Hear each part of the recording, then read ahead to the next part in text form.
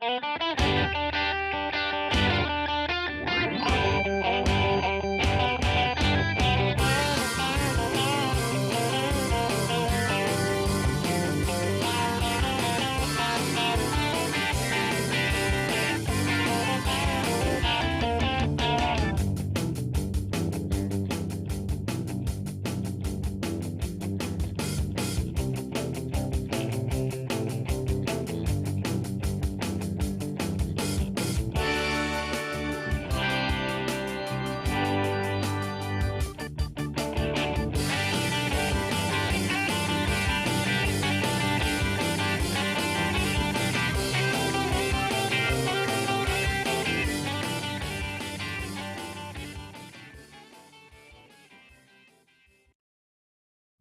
morning, everybody. You are tuned to Computers 2K now on the Nissan Communications Network. I'm Edmond, your host for the next few hours, along with Spence. Where are we again? Good morning. And Nick is here. Hey. Good morning. And do I see Mike there? Yeah, he just popped in here. All right. Morning, Mike. How? We'll get to the adjustment in a minute. It's fine. Our number is 919-518-9773. Computers 2K Voice on Skype. And today's show is made possible by Vimix Software, Telestream's Wirecast software, and is sponsored by Tom Sinclair of Live Streaming Gear. So it sounds good, Mike? Well, the volume is right. I don't know how good it sounds. Oh, now he's going to pick on me more. You haven't seen your voice coach this week, Amnon? No. He came by last night, yesterday afternoon, but we were talking about other stuff. Yeah, all I did was yell at you. Yeah. The fact is that it is a tiny bit too high. Too high. Just a tiny bit. Just would barely budge it. Okay, I just budged it. That's even gooder. That's gooder. Well, it's such a good feeling to know what you're doing. Yeah, until next week. No, I'll remember this. Yeah. That's Welcome back. Amnon, we have to pick fun at you about this stuff. I know, and I'll be the first one to say I don't know as much as I should know about how to run the mixer. I admit it. I mean, I don't think there's a shame Audio's in not that, important. You know? I mean, it's just not a big deal. No, it is important. Knock on wood, thank God for Mike and you guys being around to straighten me out. Otherwise, I would have to do it by trial and error, and probably there'll be a lot of mess ups. But this way, and Mike took not long, 5-10 minutes to explain it, and suddenly something popped. And I think now I understand how that whole thing works together. And that's a good thing. That's a good thing. All right. So what's going on? We should all take our machines, if it's Windows 10 Pro or Enterprise, and turn off the feature update or delay it as long as possible. Why is that? Because there are issues with printer drivers again, video drivers. Not everybody, but enough out there to take control of the situation. Not just let it happen on its own. Nick, they've done it again where they forced these updates and have basically reset some default settings that you have to go back and check again. So, but I'm going to post a link to a Computer World story. It's very easy to turn it off in Windows Pro and Enterprise. All you have to do is go into settings, updates and security, and just tell it to delay a certain number of days, and it will do it. And that's pretty easy. Windows 10 is Windows 10 Home is a whole different thing. It is possible to do it, but you've got to know how to go in and turn off a service. It's covered in the article, but the easiest way probably to delay it with Windows 10 Home would be to just identify your connection as a metered connection, as though you were over pay for broadband. and that way, it's hoping that that will be a trick that will slow it down. Give them a little more time to get this thing straightened out before they push it out to your machine. It's already happened on Pam's laptop. I was going to ask Nick, did you upgrade to the latest Windows? I don't know. I may have. I'm not. I don't really know. Yeah, it's Were you? version 18.0 something. It says your device is up to date. Last checked yesterday at 2:03 p.m. So I guess so. All right. Did you now? Were you reading what Was Giles was was it- having the problem with vMix? Was I reading what? Were you reading the problems that he was having with vMix? I saw one person saying he had a whole bunch of problems, and everybody else saying they're using the update and don't. So they decided that you can update it, but don't update your NVIDIA. well, those are already up to date. The NVIDIA drivers are a vMix issue, not a Windows 10 issue. I understand, but no. With the Windows 1083, it is, I believe, and NVIDIA, your screen capture is not going to work. I use NDI, so I should be Okay, fine. yeah, all right. I'm trying to figure out what version I'm on, to be honest with you. I think it's 1083 for the latest. 1803. I don't even. Where do you even see? 1803. Okay. 1803 is now. There's a difference between a regular security and performance. But where do you update and a see what feature update? Where do you see what version you You have? should be able to go to Windows Update, and I don't see it. And go to this PC, click on Manage this or Properties, I should say, image properties. Okay. and let's see. No, it's not there. I don't remember where it is. That's the old menu. I'll find out. I'll give you a second. I'll find Okay. out. Yeah. I'm just curious because it Yeah. says I'm up to date, but the update history doesn't show. Yeah, it might that. be updated just on security patches and other stuff. But it's really machine specific. It's got a lot to do with OEM drivers and settings. It's not necessarily that it's broken, but here's the issue. If it was a new install, clean install, you'd be golden. It's the fact that you're upgrading in place without necessarily doing all their homework to have it ready to go. Well, let me play devil's advocate here for just 1 second. Obviously, if there's issues on the update, you don't want to update. But I guess the question is, how long are you going to be able to postpone this? 365 days. So you have a year to not do any, but to not do any updates. No, well, that's the feature update. Does not stop Mm. security updates. Does not stop Yeah. patches. That's just the feature update. So it's going to stop the spring Yes. update, but And in the meantime, you're going to get. They're doing new things with Siri. I'm sorry, with Cortana. They're doing new things they're pushing Edge again. So if you do this, it's going to go back and reset Edge as your default browser. It's going to do.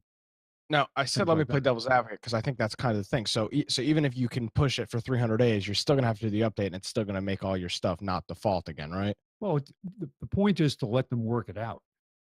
Yeah, hopefully. Let it settle in for a little longer because they declare it's ready, but we know what that means now. It doesn't mean it's ready. So have they admitted that there's issues with it, and they're actually? Mhm. Oh no. Well, they to an extent, but Oh, they okay. will never come out and make a public statement to say, "Hey, we screwed up." Gotcha. Okay, well that's good that So, they're working. Yeah, they'll say, "Yes, here's the way they say it. We've noticed some customers having an issue with that feature." Well, that's good. That's the polite way of saying it's broken. So Yeah, that's good. your mileage may vary.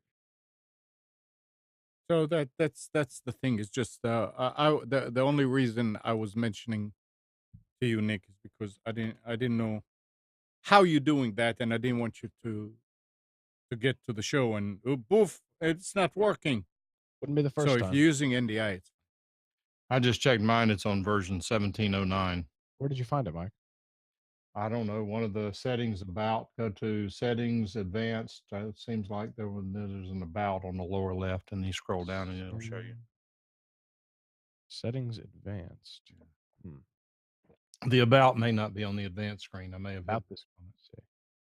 I would think that if you went, Yes, I'm on 1709. Is that the yeah, one I you would said you think were on? I would think that if you go to the latest one, it'll greet you in a different way when you come into the computer. Say, hey, we Well, I will just tell did you that such a and week such. or so ago, I probably should have mentioned it. The lawyer list that I am on there were some lawyers saying that a guy came in that morning, saw it said you need to install updates. He hit OK. Hour and a half later, it was still installing, and once it was done, a lot of his stuff was broken. Yep. Yep. It's I'll always tell you. always has happened. Always it appears it always will happen with I mean, it's Windows. the way of life. I just don't understand how Windows is going to maintain its dominance with this sort of dictatorial approach to updates. I understand why they do it. It's just I understand why they want everyone to be up to date. I do not understand how they can push out half-baked updates. no, that I agree with. And to be honest with you, we don't even know if they're half baked or if there's just it's always this issue with Windows. There's so many devices and compatibility. It's just Agreed. so hard to stress test this stuff. Agreed. Plus, people are afraid to update so that people don't use the beta. Nobody runs the beta builds of Windows 10, so nobody's actually stress testing it. And then they push it live, and there's big issues. I mean, at the end of the day, we talk about this on Tuesday with video games all the time. People like myself and Brian don't want to spend the time to test the update. So then when the update comes out and it's broken as hell, we complain about it, but it's in some respect, it's our fault because we haven't put in the time to test it. I disagree. I understand what you're saying and I understand your thinking. But when you own 95% of the computer market in the world, you have a duty to set up a 10,000 test computers to roll it out before you hit society with it. Yeah, but I mean, test computers are great. We see this with video games too. I mean, we see this a lot. The test computers are great, but real world people using it and it is a different story in some cases, not in all cases, but think out of the box. So how would Johnny approach it if he was Bill Gates? I have no idea, but I'll tell you. My point is they've got the updates available for people to use, and for whatever reason, people don't want to use them. Somebody calls in with a problem and they diagnose it as a problem system. Tell you what, we'll give you a brand new computer if you'll give us that computer. And he would have a lab with every nuance of every machine you could find to know what the problems are before rolling them out. 95% market share. They've got responsibilities. To find what build you are, if you go into Windows Update from settings, if you scroll down under related links, it'll say OS build info. And then you can scroll down there and it gives you device specifications and it says what Windows specifications, what edition, version, OS build. That's where you can go in if you had to change your product key. You can read your the services agreement, license terms if you ever can't sleep. Yep. Device ID, product ID, system type. Oh. This is what I like to read here. It says, if you haven't made the leap to Windows 10, there's nothing to worry about. The days of pushed Win10 updates are long behind us, and it's unlikely they'll come again. In theory, Windows 7 and 8.1 users have to pay for the Windows 10 upgrade. I've seen no indication that Microsoft will ever bring back the Get Windows 10 debacle. And then the same article, Microsoft's propensity to forget its own settings. Yep. Yep. No. Somebody else should be working on an alternative. Who is it? Well, somebody with half a brain in the Unix world needs to be working on something, but they don't appear to. They just want to cater towards the geeks and the nerds like us, and not the actual consumers. But Apple is in fact Linux/Unix. Yeah, but they're not a solution for most people, including myself, because they're so limited and overpriced on their hardware. That's not even it's the price is the limitation on the hardware. Absolutely. I mean, we were talking last night because my wife has an Android phone, which is absolute nightmare, absolute disaster, the biggest mistake we've ever made in purchasing a telephone. Fact. And as much as I don't dislike Apple. There are things about them I don't like. You got to respect them for what they've done from a business perspective. But the point being that it occurred to me a couple of days ago that my phone is an Apple phone. My wife has an iPad. She loves it. My son-in-law got an iPad for his birthday. He's an Apple guy. He's got a MacBook, a little small Air, whatever that thing is, Apple Watch. I mean, he's in the Apple ecosystem. And it's not because Apple's so good. It's just the competition is so bad. Yep. Now you are now seeing you're experiencing what I went through with my Galaxy Note 3 or whatever. Just an absolute freaking nightmare. We can't get stuff off of the phone to give her enough room to be able to send a text message with an attachment. We Does it can't have find a where to delete the stuff. Does it have a micro SD card slot? Well, yeah, I just put an SD card in it about a week ago, and all sorts of horror stories about, oh, you can't do this, you can't do that, and you've Yeah. got to buy this and buy that and all. It's just ridiculous, absolutely ridiculous. I mean, I don't like the way you have to hook your iPhone to a particular version of iTunes on a particular machine. Maybe they've changed some of that. If you want to be able to access things on your iPhone that you have backed up, you have to have a utility to buy a utility to get into it. To me, it just doesn't make a lot of sense, but it's better than Android. Yep. One advantage that, whether it was planned or just happened that way, to Apple's, at least from their computer ecosystem, is the fact that they only have so many machines to support. They don't have every iteration of PC version, system board, driver, That's model. because it's a closed Yeah, architecture. it's a closed architecture, which is IBM and their, well, it wasn't their wisdom, they thought it was at the time, opened up the PC architecture, basically gave it away, and then lost the keys to the problem, to the solution. And then that's why we see so many different vendors out there building it, which was a good thing for a while. But now you've got, go buy a system board, a brand X system board from some manufacturer, and wonder if it's going to work. But I would challenge, this is an interesting point, because I would challenge which system, open or closed architecture, is better for us as a consumer. I'm going to argue that the open architecture is infinitely better, because look what it did to pricing. Oh no, Remember, yeah, definitely. That's why I think Apple's so expensive. the first Radio Shack Model 3 computer I bought was $5,000. $24.95 plus the printer. And I mean, it was just ridiculous how expensive it was. But now, if you paid $800 for a desktop, you probably don't know how to shop for one.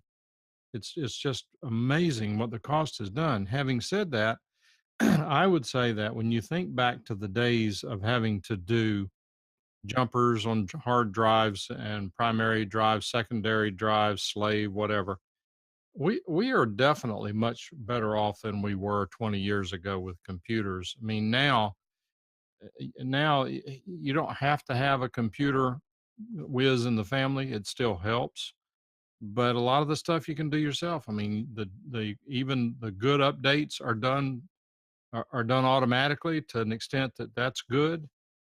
The problem I have with these rolled out updates are when they just in addition, in essence, they reflash the operating system with inherent bugs in it. You know, it's a really good point, Mike. But the goalposts have moved, but we forget how far away they used to be. But right. But here's the point, though, to compare these two, the open versus closed. Yes, Apple is very stable. Yes, they have a good user experience. Yes, people think they're getting more for their money in many cases. But the reality is that if you go buy a very expensive Apple laptop computer, there's a really good chance it's got a dual core processor in it. Yeah, I never understood that. Dual core. Oh, but we have 8-hour battery life. Yeah, but your damn computer doesn't run fast. They've also abandoned their Mac Pro users to Again, a great extent because they haven't kept up at all with that architecture. People aren't happy with that. yeah, that's really funny because the Mac Pros are made in Austin, Texas, using Windows computers to control the manufacturing line. Mm. Yeah, and talking about Mac Pros, there's an article that says a petition surfaced this week on change.org that calls on Apples to recall MacBook Pro units released since late 2016 over what petition author calls a defective keyboard. The petition seeks 7,500 signatures, and as of this writing, which was last week, it's closing in on 6,200. Judging by the sheer They number haven't of sold that many computers. Where are they getting the signatures? Oh, you've never been to a college campus? For a Mac Pro? No, MacBook Pro. I thought he said Mac Pro. Oh, that's right. It's MacBook Pro. I'm sorry. Okay. Yeah. All right. Never mind. I Andrew had to give his back. Go to Hollywood and anywhere there's graphics done, and you'll get plenty of signatures. You say that, Spence, but I mean, before Channel 4 over here, PBS, what is it, UNC Public TV, before they were all wiped out, I mean, there's a bunch of all wacko Apple liberals over there, and they had thrown it out and had gone with, what's the software that you use, Nick? Video editing software. Oh, Sony Vegas.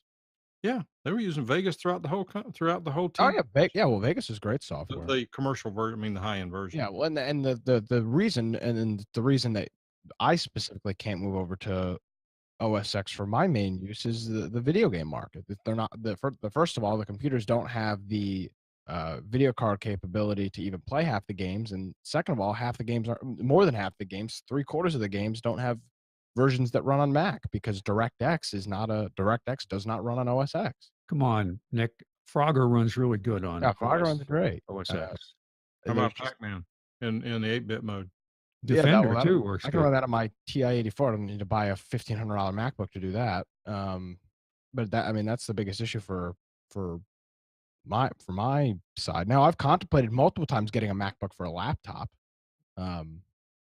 I just haven't pulled the trigger on it, but I've contemplated it. I mean, and I think they're great computers. They're just twice the price they should be because of the closed architecture, and I don't like these dual core processors. But I do have a question. Yes. By the way, y'all know I did have a little. What was the small one I had? MacBook Air. I mean, that was a great computer. Absolutely a great computer, but it was awkward to get used to. And nothing was compatible with anything. So I gave it to my son. He loves it. Well, I think your real issue with it, if I had to guess, is you really didn't have a reason to use it. Correct. So the awkwardness of it, there was just never a point for you to learn it. Let's say it this way. It did not separately provide any functionality that I could not get from another Windows computer that I already had, except for the size of it. Now, I'll give you this. If you were traveling a lot and without what? I did travel a lot.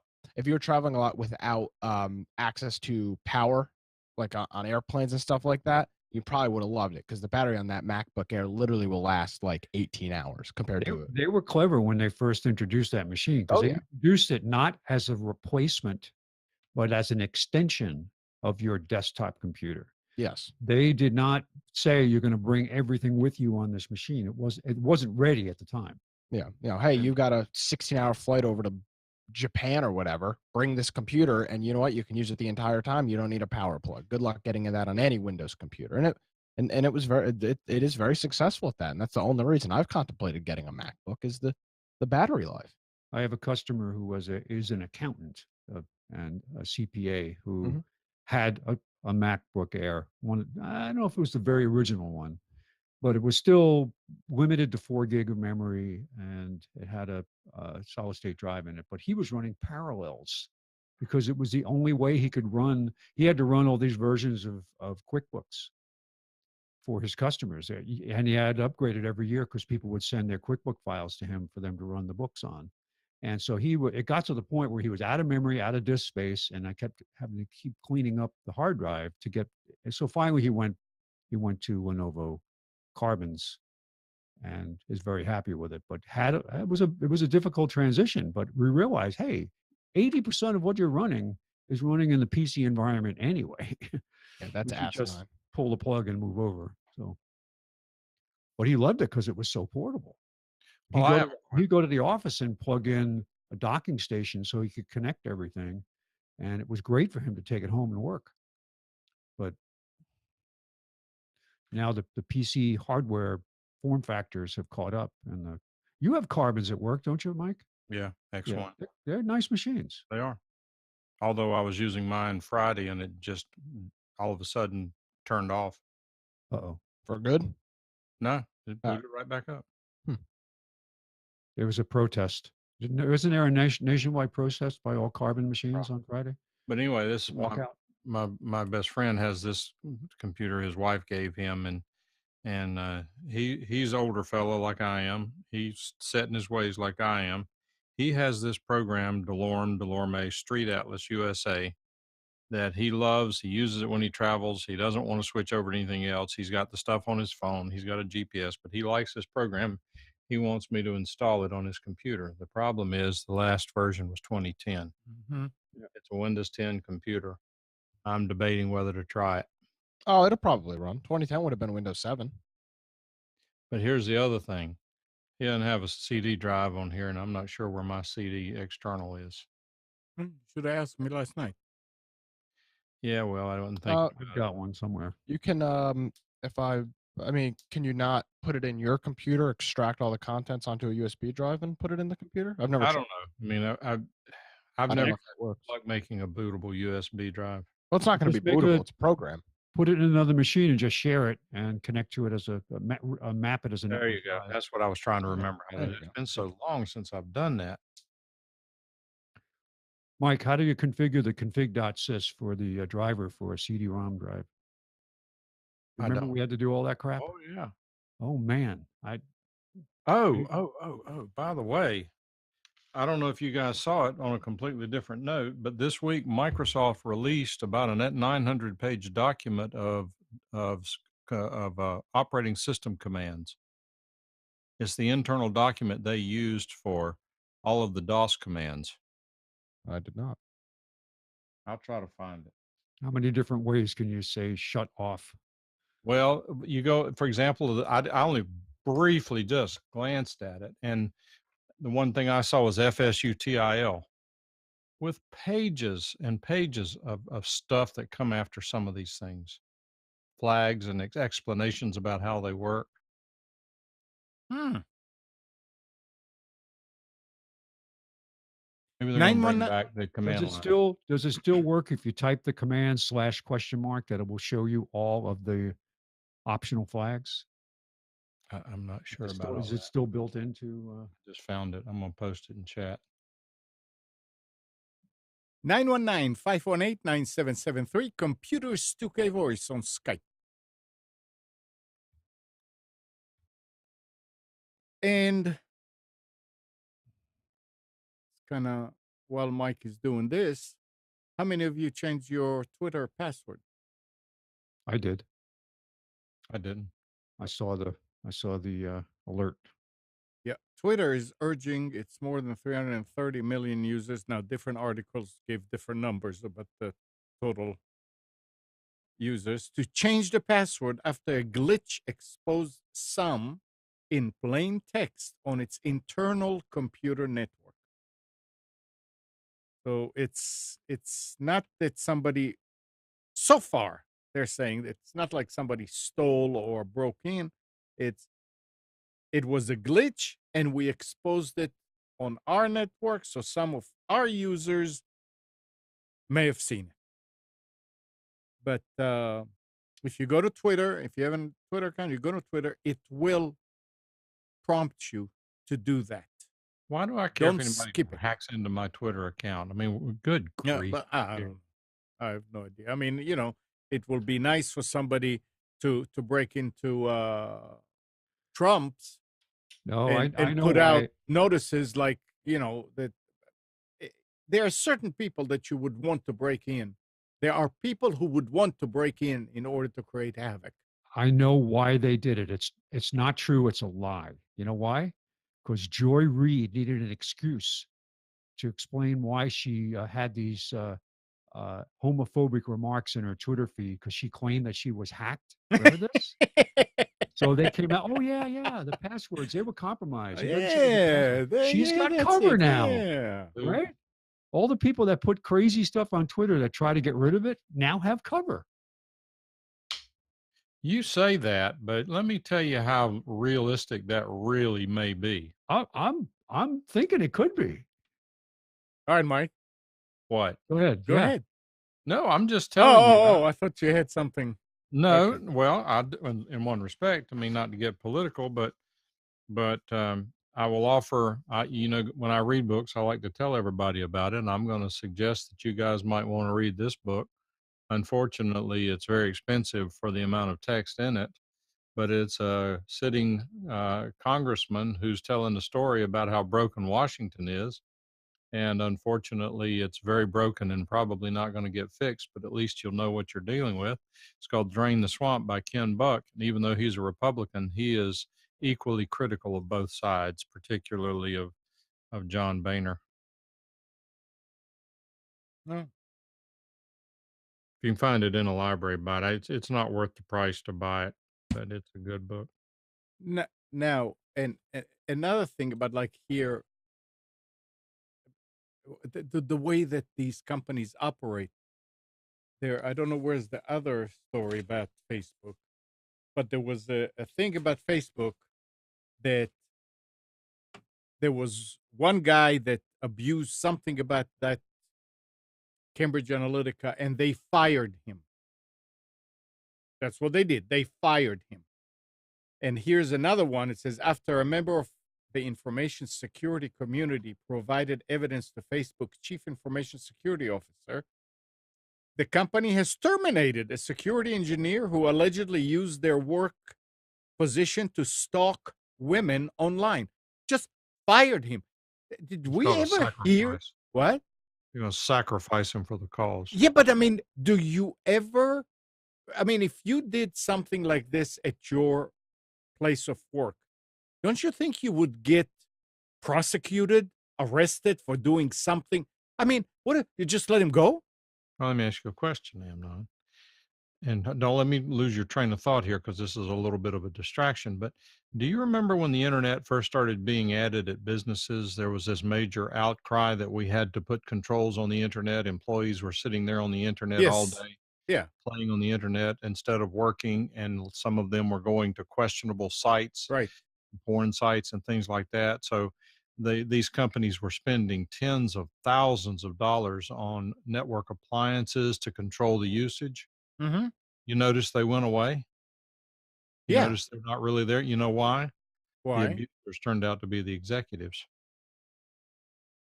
Well, Hmm. I don't know that it's because of the executive. I think there's still a lot of companies, and I get calls about this, that they put it in their employee handbook. They tell them, if you are caught doing this, this is ground for termination. And I I think get that. the But what what? I'm telling you is the offenders are the ones that are the The police. That's why do you, I don't want to get too deep yeah, into this, yeah, but why do well, you think that certain government officials don't turn in others? Because they don't want the spotlight on them.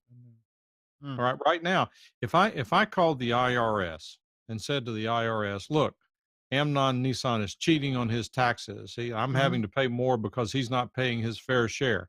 I think you need to investigate. And they'd say, okay, we'll do it. mhm, And they'd audit you and me. yeah, yeah, Just call Harry sure. Reid. He knows exactly who's paying their taxes and who isn't. He'll know. Is he still alive?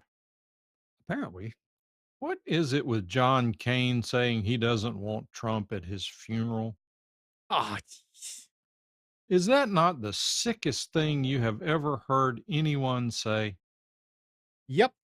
It's well, I heard sicker, but I mean, this is it's. I mean, you can't pay attention to John Kane anymore, and I respect him for what he did I don't, in but during the Vietnam mm, War, the poor thing, and all that. But I mean, give me a there's break. a lot. There's a What lot is going on there, this? Amnon, that is unknown, and there's a lot of things that have No. I've read about recently about things he's done with his foundation and that are not good for the country. the problem is, Mm, and I don't wish bad health on anybody. I don't care who it is. I don't care how much I detest what they stand for or what they do. I don't now that doesn't mean I'm totally opposed to the death penalty, but that's different. But I don't wish brain cancer on anyone. And at this point in time, apparently it's getting much worse. And his judgment has to be, through no fault of his own, has to be compromised. And for his family to let him stay out there and expose himself like this, to me, is just horrible. well, You have to understand the depth of the hate that they have for Trump. That it just has no bounds. It is no. There's just nothing that's off limits. Doesn't matter. So So Alan says at Amazon they're now measuring the length of toilet breaks. There are plenty of companies that do that. you see the story that Amazon employees are peeing into trash cans. I heard water bottles. Oh, I heard trash cans so that they can avoid having to go to the bathroom to be criticized. Just don't let somebody reach down and grab their bottle and take a swallow. My nephew was hired out of college to work for Amazon. I think it was out in Arizona, and lasted about a year and a half. Quit. He said it's a sweatshop. They just work him to death. They don't get it paid extra. Oh, you have to come in on Saturday. You have to come in on Sunday. Well, why? Well, it's required. You have to. Are they paid overtime? I don't know. He's a salaried position. Probably not. Uh, Well, you got to teach people how to treat you. It's the story of life. yep.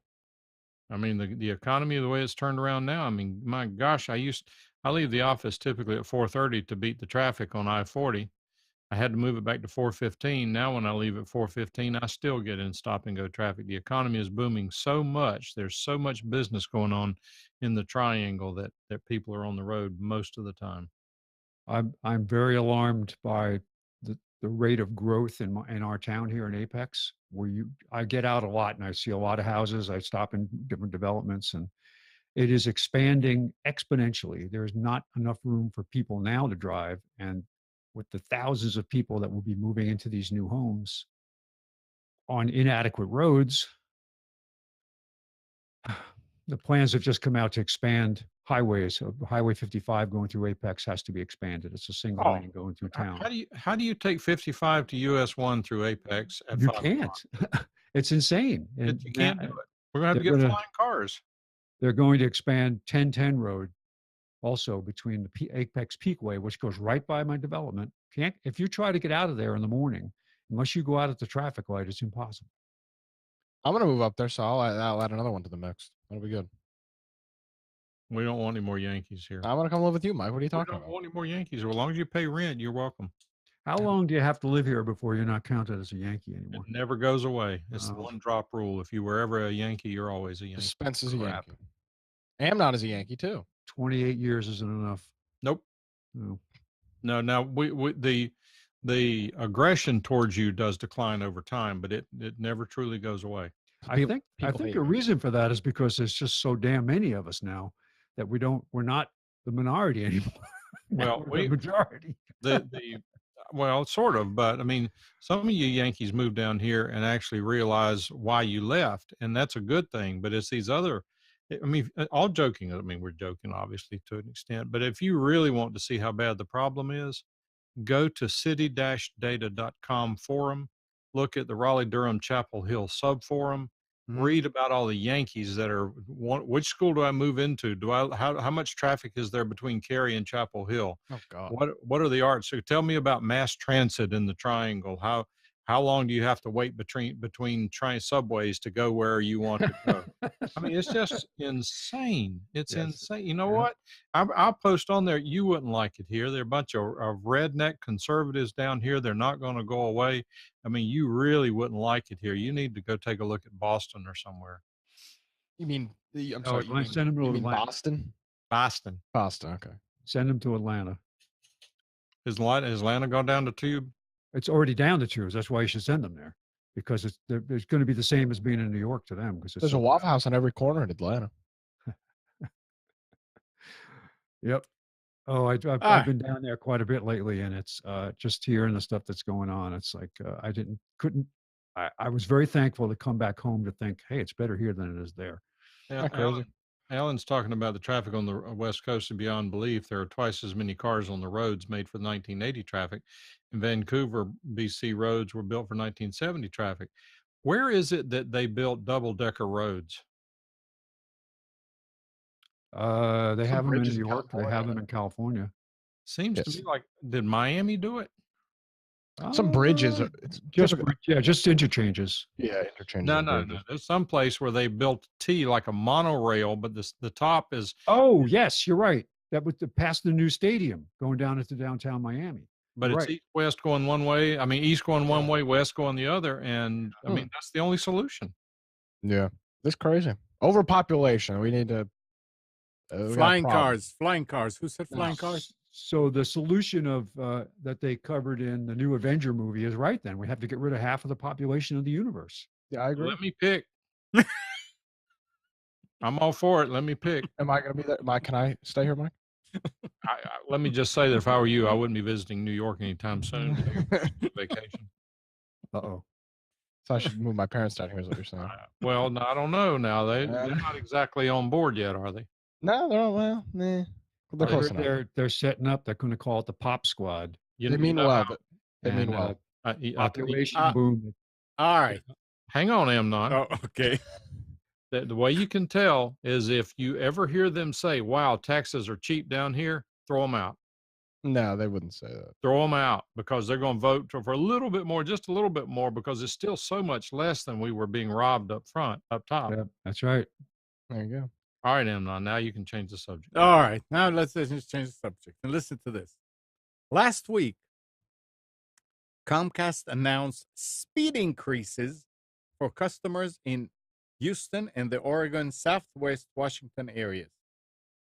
The announcement headline were Comcast increases internet speeds for some video customers. Customers with 60 megabits internet download speeds are being upped to 150.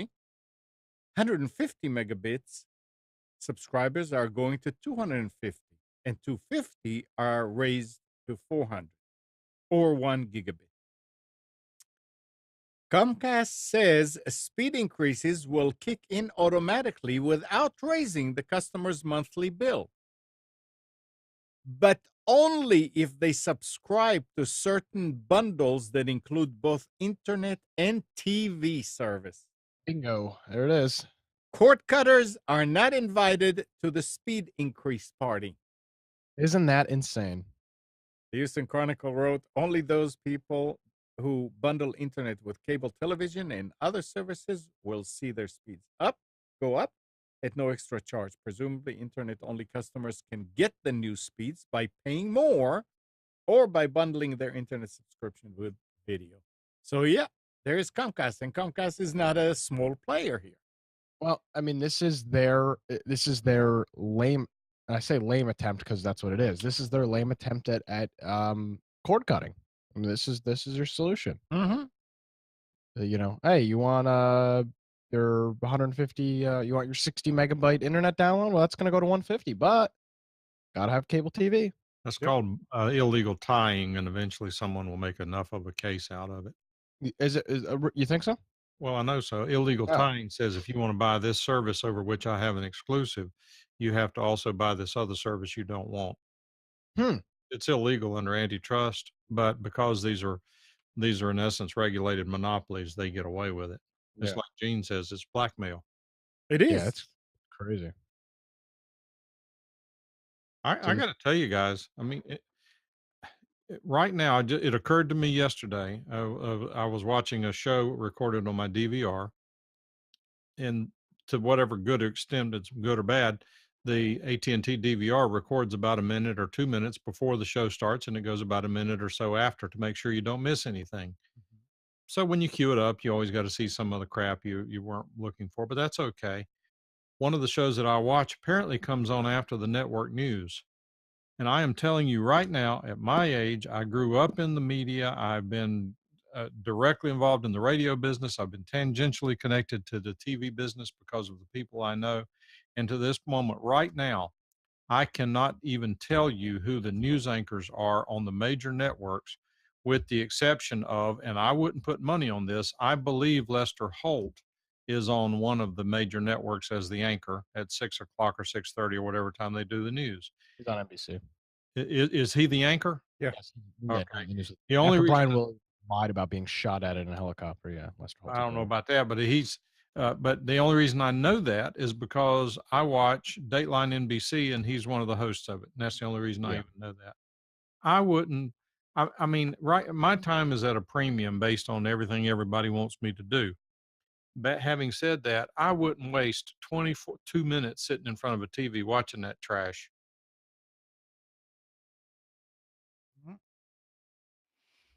I agree.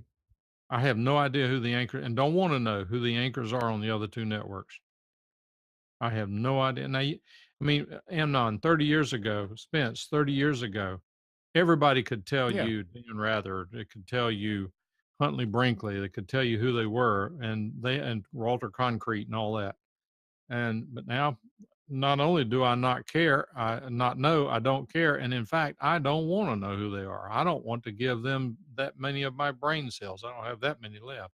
So if I said David Muir and Craig Glenn, that would upset you. David Muir, I saw in I 2020. can't stand him. He's I on don't- ABC. Is he? I Yeah, told he's. you I didn't want to know who they were. I know that's why I said, would that upset you? I'm upset. I'm You sorry. triggered me. The CBS guys. CBS has a You new guy. triggered me. So I'm sorry. You're on your own now. You Zap 800. You're on your own. That's good. That's fine. So yeah, that he's on ABC. I don't know who's on CBS. They just recently had turnover in their anchor. I don't Yeah, know because who the they guy fired. was lying. Oh, or I did hear whatever. some good Remember? news about the local market.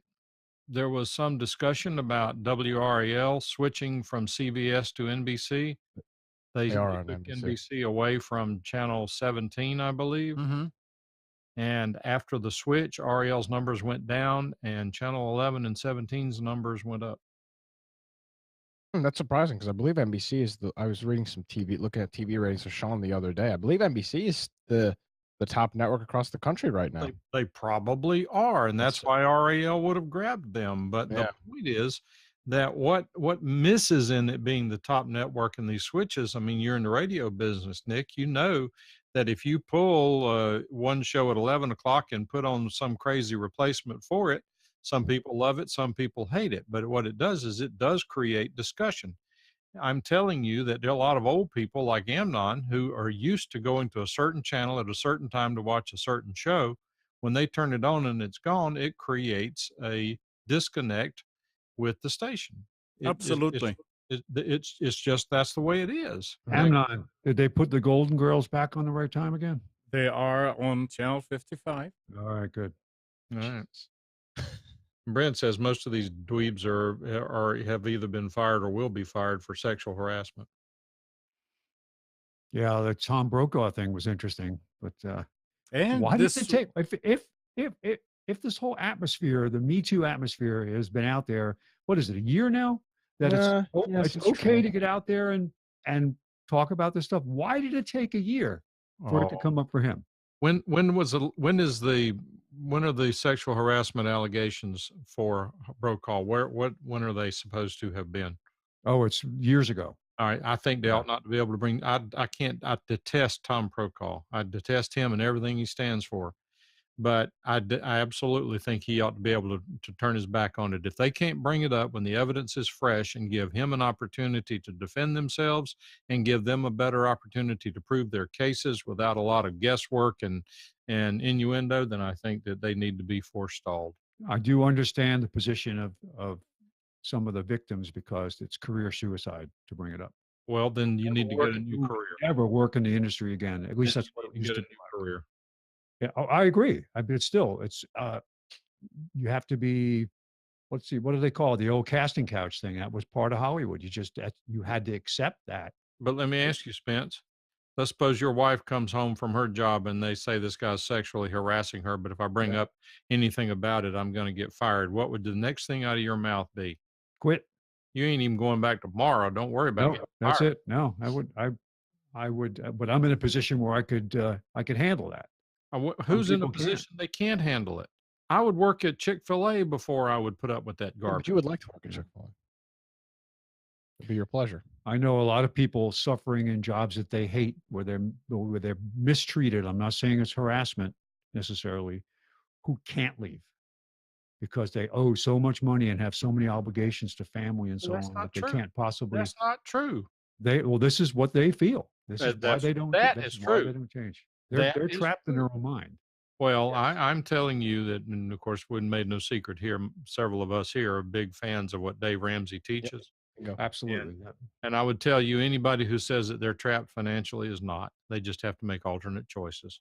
But they're in their own mind. They're trapped. They're locked in place. I'm not saying it's right. Well, they might think they're a woman if they're a man too, but that doesn't make it true. Yes. Well, it depends. It might make it true. You never know. Not without a knife. Oh God. Depends on what you identify as. I identify I think as we need to change the subject. A bald eagle. John's right. It's all called the student loan debt. Absolutely. So it is the current downfall of the millennials in this country. And it's and Unfortunately, in some cases, not all the cases, but in some cases, it's not even their fault. They've been so misled into the only way for you to live a successful life is to go and get $150,000 in student loan debt that they're scared, they're fear mongered into it. It's not even their fault in some cases. Now, some people are just stupid, It's like my sister. collusion with colleges because they'll go and offer these programs at inflated costs, knowing that they'll just point the student to, here's an easy loan you can get. Yeah. Well, There you go. Nick and I have had this conversation many times. For what it's worth, I disagree with Dave Ramsey over student loans. I unfortunately have to agree that in certain circumstances that a student loan may be the best option if you have no other option, but that comes with the caveat that you must absolutely exhaust every other option. Yes, grants, I, grants, and everything else. to whatever, but I absolutely do not think you should postpone 2 years before you go to college while you're saving up money. I just don't buy it. Now, having said that, I believe that the other side, that's one side of the coin. The other side of the coin is that if you have to go the student loan route, then once you start making money, which could be the day you're starting school, by a part-time job, even if it costs you your grade somewhat, I believe you immediately start paying those loans or minimizing those loans back. And when you graduate, you live like you are on welfare before you get those student loans paid off. Though on those conditions, I can advocate for it, and I can give you some personal examples of where it worked. But it's Oh man, living on welfare. So you should drive like a brand new Escalade SUV and yeah, it'd be great. With the Nick, how'd you handicaps. get so sarcastic at your age, Oh, I don't know, Mike. I can't think of Isn't he anyone. good? Can't think of anybody. Johnny?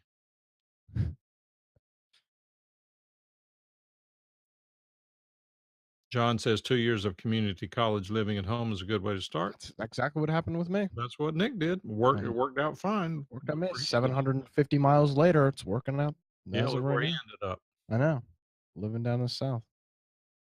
Living off I the was government. one of the lucky people that got into IBM when I did, when they hired me on my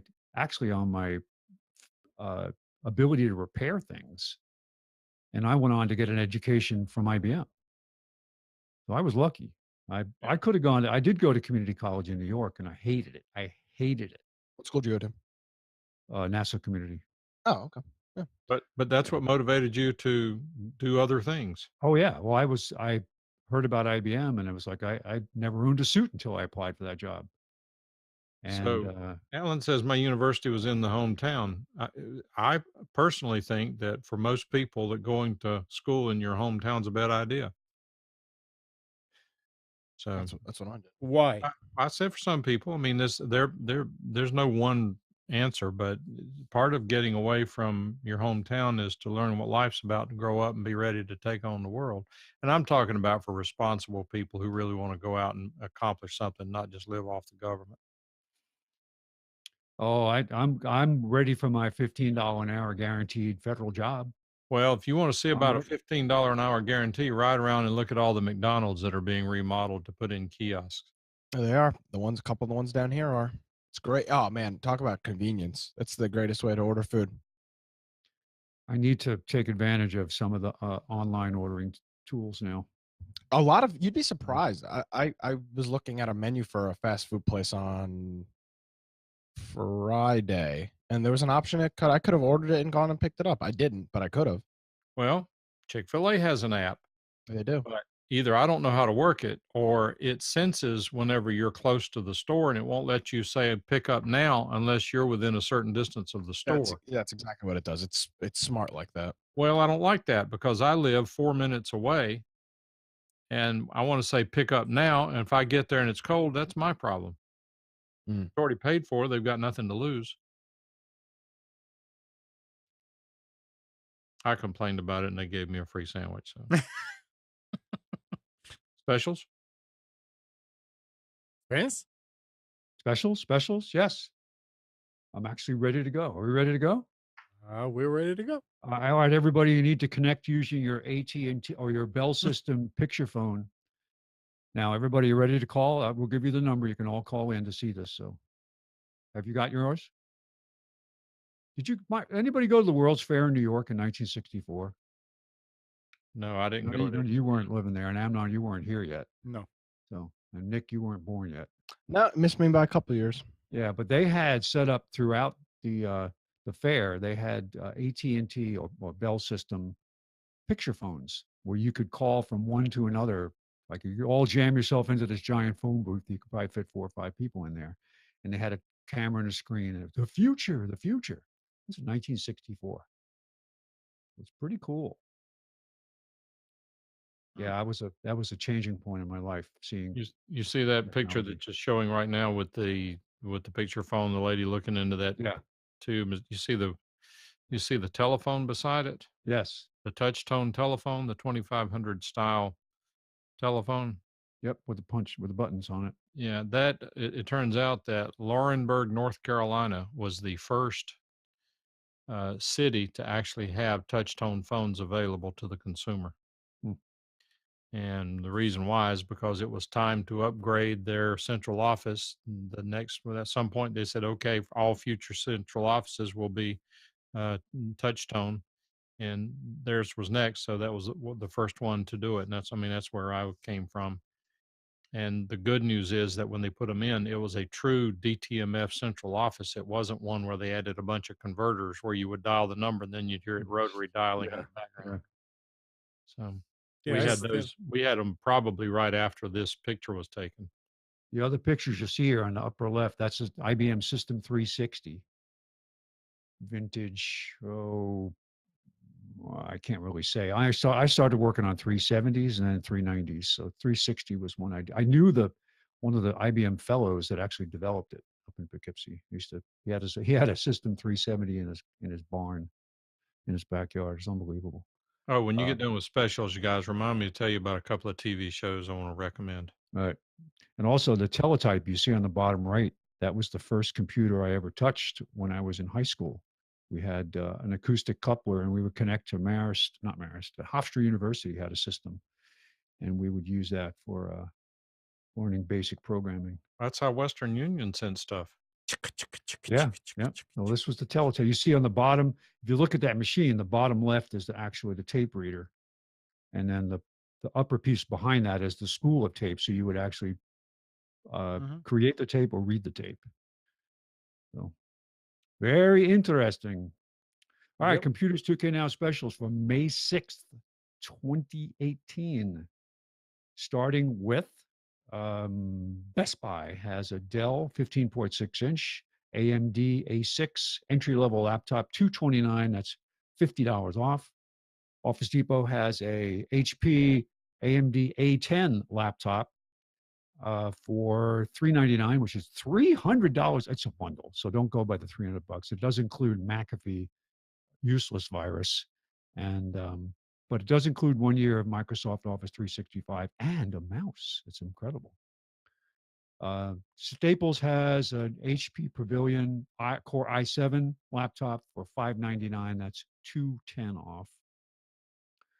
Desktops, Best Buy's got a Dell i3 entry-level machine for $399. That's $100 off. Office Depot has a Lenovo A12 Idea Center for $399. That's $200 off.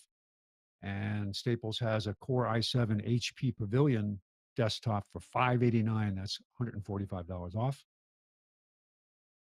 Tablets. It wasn't.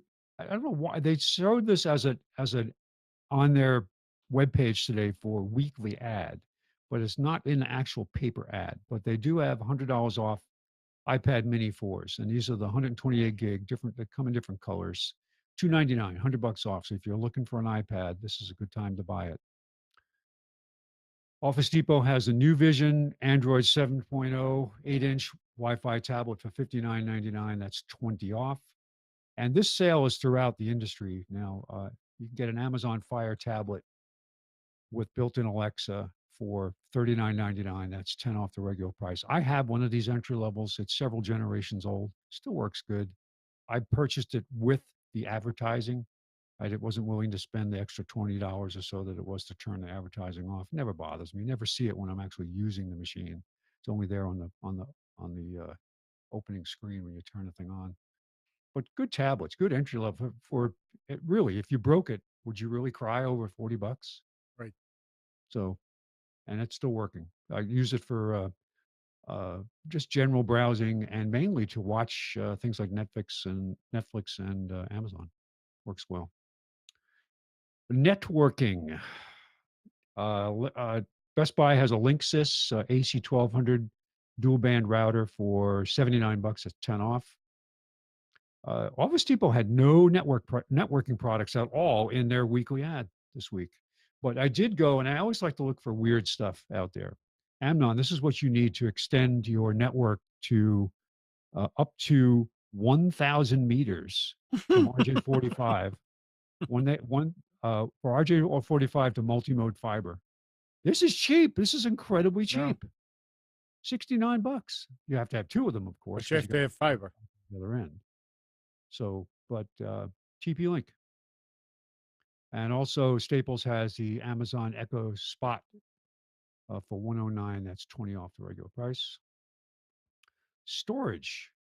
SanDisk 512 solid state drive for laptops. I mean, they're all 2.5-inch. Just I don't think they're much thicker than what would fit in a laptop, but $124.99 is $75 off. They've got a 32 gig SDHC card. It's not a micro SDHC. So this would work well probably in some recent cameras. So be careful that you're not looking for a micro SD card. But this is ultra fast. This is 95 megabits per second, 32 gig card for $19.99. It's half price, 20 off. Staples has a Seagate Plus portable 5 terabyte drive, USB 3.0 for $119.99. That's 10 off the regular price. Accessories. Now, I don't know anything about this microphone. I do remember the Samson name, but I don't remember this form factor. Mike, so feel free. Oh, he's not here. I was going to say, feel free to comment on this. But this is designed as a higher quality portable microphone, USB microphone to take with you or just attach to your laptop. That's the intention. But it's $29.99, $10 off the Samson Go Mic Portable. Office Depot has a 900 VA battery backup system from APC for $79.99, 20 off. And a Logitech MK550 is available at Staples for $44.99, which is $35 off. This is a good sale. This is a combo wireless keyboard and mouse. This is the high-functioning multimedia type keyboard, curved face. It's not the Wave, but it's got all the programmable buttons and feature buttons across the top. So if you're looking for something that's got a lot of functionality to it, although the one I have on my desk that I got for $29 has most of those buttons. It's just smaller. Wait a second. Mike is back while we're still on this. What is your opinion of the Samson Go Mic Portable? I think it's a condenser mic. That's a bad idea. Well, it says it's got both. It's convertible between condenser and something else. Well, I don't know what the something else is, but I'm telling you that I've heard them in a good room environment, and they're not bad. I mean, they're not horrible, but they're like any other condenser microphone. It's a little cheap Chinese condenser capsule in it that makes it sound like you're in a barrel. I'll go look at. It's kind of where they have that nice grid there. It makes it look like, oh, it must be this big thing, but it's probably it's tiny. It's in a laptop. Oh, it's real tiny.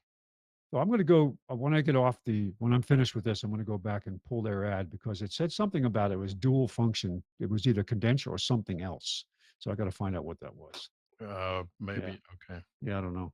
A radiator or something. All right, Amnon, this is the new monitor for your studio. You see this? Yeah. It's a Samsung 29-inch curved monitor. 49-inch curved monitor. Yeah. It's Marshall has something like that. It's only $999.99, save $100. That would be awesome. Just think about it. And Nick, this is what you need for gaming. See, the problem with a monitor like this is Windows is so bad at scaling the operating system up to this size, it would look like crap. Yeah, that'd be tough. Yep. And they do terrible job with window management on large monitors. Absolutely terrible. I guess if you had, in a business sense, if you could open multiple windows, it might make good sense to Yeah, have that's something how as well. Marshall is using it. Instead of Yeah. having multiple monitors, Displays. he's got Yeah. one. Like, Yeah. Right, but the video driver still has to support it. yeah, Yes. Yeah. And I wonder what kind of card you need that would do a good job with this efficiently. Be $4,000. Yeah. Well, That's at okay. the current price of the GPU market, video cards are outrageous. I'm in the market for a new one. I bought the one when by I the bought way, it. it's going down now. I want your old one. Well, if and when I decide to get rid of it, it was probably $350 or so. I'll give you 35 for it. And when now looking at getting the current generation of what I bought, the cards are MSRPing. Well, they're MSRPing for similar prices, but because of the cryptocurrency market, they're selling for anywhere from $500 to $600. It's outrageous. I mean, I'll I give could you literally $37 for your old card, Nick. it's incredible. 39. I'm just gonna throw it in the dumpster. $39.50. All right, let's Throw it in the keep going. landfill. Sorry. All right. Office Depot has an LG 24-inch monitor for $119. That's 30 off. And Staples has a Samsung 23.5 curved monitor for $149. Save $30. If you need an inexpensive inkjet printer all-in-one, Canon Pixma TS6120, $69.99. That's $80 off, more than 50% off. Brother compact mono laser all-in-one for $149.99. Built-in dock feeder and all that. Duplex wireless, $50 off. And the prices on color printers continue to drop. Here is a Brother color duplex wireless laser printer for $199. That's $50 off the regular price. And home automation and security at Best Buy. Now, this is not a ad item, but I found it on their webpage on sale. Something called the Blink XT Home Security Camera System. And what intrigued me about this was it's wireless. It says up to 2 years on the battery, with motion detection, free cloud storage included, 3 cameras with a base unit, and it has a lot of different ways to define what happens when it detects motion, which I was impressed with. $255.99 saves $64. This is a online sale. I don't know if they sell it in the store for this, but you'll have to check the ad. Office Depot Office Max, again, not a sale item necessarily, but they had the EasyViz Husky Dome Wireless Full HD Outdoor Security Camera. This is a standalone product. You do have to run power to it, but it is wireless. And it's $129.99. And Circle 2 Wired Indoor-Outdoor Security Camera. I don't know much about this particular model, but this company does produce some nice cameras. They do have a lot of nice features. They have an app for monitoring the camera, for setting alerts and things like that. But the fact, these are for outdoor cameras, this isn't bad. You can get much cheaper ones, but you will get a much cheaper camera. So $139, it's $40 off the regular price. And finally, we go to Fry's and try to find some interesting things there. They make a lot of weird selfie sticks for phones and all that, but this device is $99. Smooth Q smartphone gimbal. This is a unique device. If you're going to shoot video with your phone, and you can, people actually make movies now using phones. The quality's so good. This has a built-in rechargeable battery. It's got a joystick controller, so you can actually control features on the phone, zoom in, zoom out, and so on. Pan and follow mode. 12 hours of runtime. So this is $99. You can get it for $77 with a promo code. This is pretty cool. Garmin has a dash cam with forward collision and lane departure warnings and voice control. So here you've got the continuously recording cam. It does link Wi-Fi to your smartphone so you can monitor the videos and so on. Parking monitors will actually check your car. Even though the car's turned off, you can let this run in the background. But what I like about it, it does alert you to red light cameras, although we don't have much around here anymore. They were thrown out due to court cases. But it does come with the forward collision and lane departure warning. So it does actually pay attention to your tracking down the road. $199.99. It's the Garmin dash cam 55. And then just a couple of interesting things I found with the evolution of batteries. It used to be to get a jump pack for your car, you had to buy something that had a lead acid battery in it, a sealed lead, a gel cell. But now they've got with lithium ion, you can get these really small jump packs. They've got an XL jump power pack, dual function. It can jump the car and also provide cigarette lighter connectivity for $129.95. And they have the regular jump pack with built-in LED flashlight for $99.99. If you're looking for a portable charger for your car that does other stuff too, this is incredibly cheap. It's half price at $9.99. You move portable car charger with power strip inverter and AC to DC adapter. So it's got USB ports. It's got and 2 outlets plus an extra 12-volt DC socket on it. So pretty good for powering devices. If you have a laptop you want to plug in, you can run this off of that. It's got USB and so on. It's for $9.99. God, throw it in the car and just use it when you need it. I have one like this. I forget who makes it. It's got a single 120-volt plug on it, USB, as well as a cigarette lighter port you can plug in. So you basically you can do a pass through on the cigarette lighter port if you're using the only one.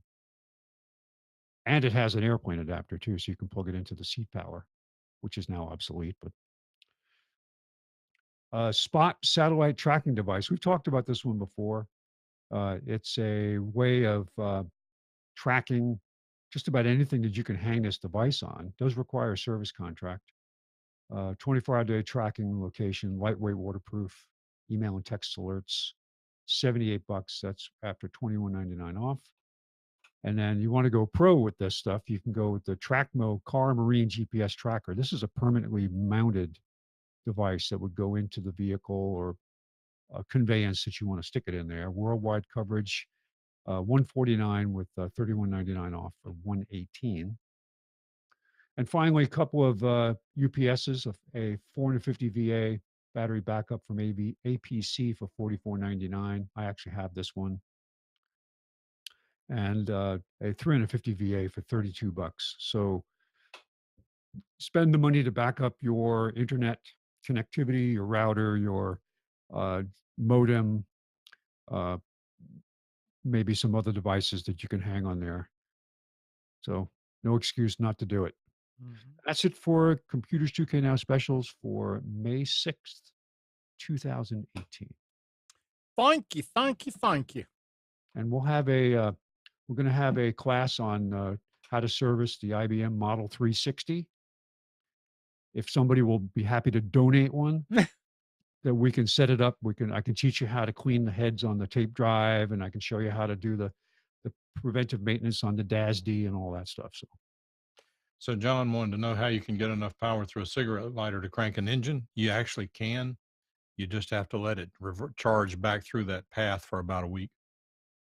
Give the battery charged up enough to crank it. You cannot crank it through the cigarette lighter.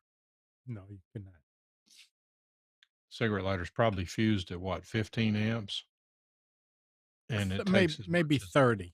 Or call it 30. It takes 600 to crank a car. No, it's not. No, that's not what it's for. This one comes with alligator clips that you plug into, you clamp on your battery. It's just like a power pack, those suitcases that you take with you.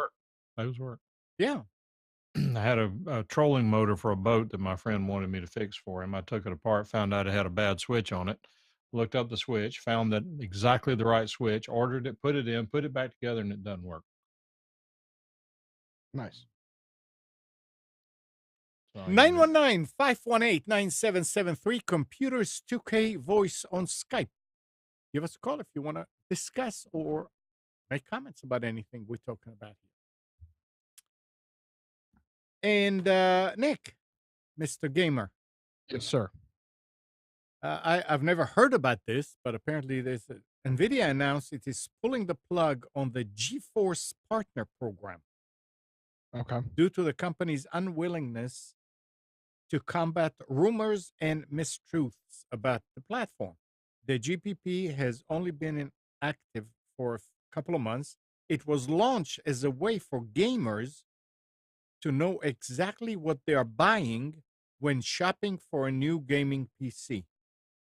With this program, partners would provide full transparency regarding the installed hardware and software in their product.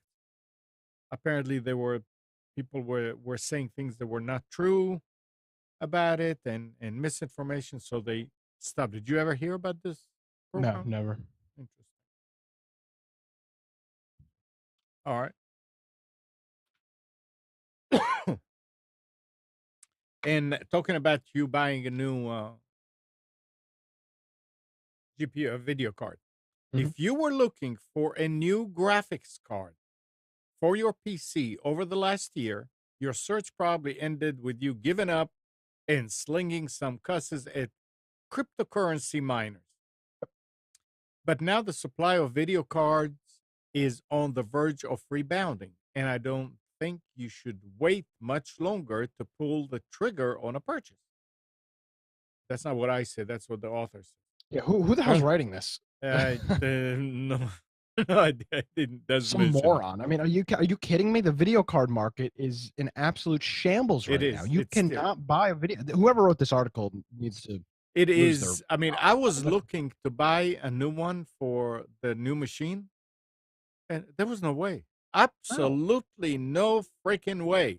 If I was to build a brand new computer right now, every single part, case, motherboard, RAM, everything, I could build the computer for probably $1,000. I'd probably have to spend $600 or $700 on the GPU. I'd spend more than half the cost of the rest of the computer to build the system. That's how inflated the GPU market is right now.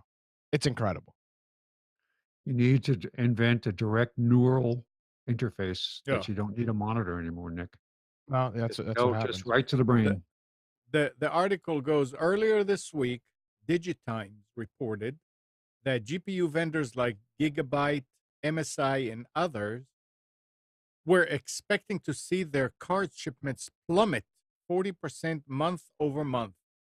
The market for digital currencies like Bitcoin and Ethereum is losing some of its momentum. And at the same time, large mining operations are pulling back on their investment in GPUs in anticipation of dedicated mining rigs that are due out before the end of this year.